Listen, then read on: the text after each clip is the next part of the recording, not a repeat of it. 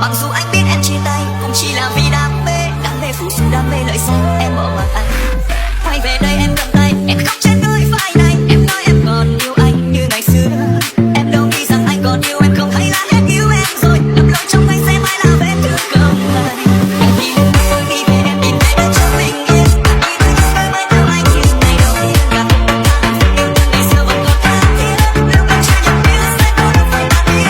Dù tập nào anh còn yêu anh thì phải làm sao anh người ơi. Chỉ tay ta sẽ vẫn say nhưng cũng không tìm người anh chưa môi.